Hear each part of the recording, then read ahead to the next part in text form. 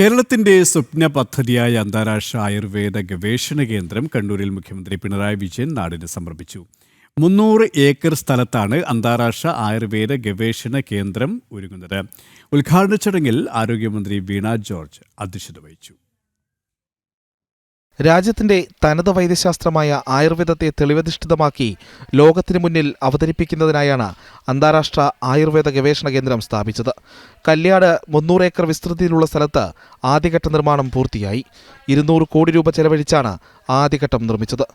100 കിടക്കകളുള്ള ഗവേഷണ ആശുപത്രിയും ഔഷധസസ്യ ഗവേഷണ കേന്ദ്രവും നഴ്സറിയും താളിയോല പഠന കേന്ദ്രവുമാണ് ആദ്യഘട്ടത്തിൽ സജ്ജമായത്.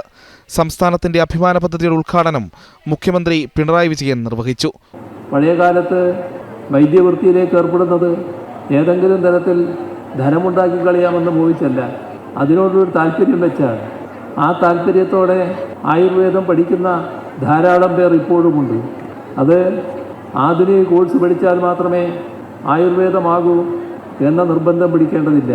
അതിന് അതിൻ്റേതായ പ്രത്യേക അംഗീകാരം കൊടുക്കാൻ സാധിക്കണം. അതിനാണ് നാട്ടുവൈദ്യന്മാർക്ക് നാട്ടുവൈദ്യത്തിന് പ്രത്യേക അംഗീകാരം കൊടുക്കുന്നതിനായി ഒരു ഇൻസ്റ്റിറ്റ്യൂട്ടിന് രൂപം കൊടുക്കാൻ ഗവൺമെൻറ് നിശ്ചയിച്ചത്. അതിൻ്റെ പണിപ്പുരയിലാണ് ഇപ്പോഴും.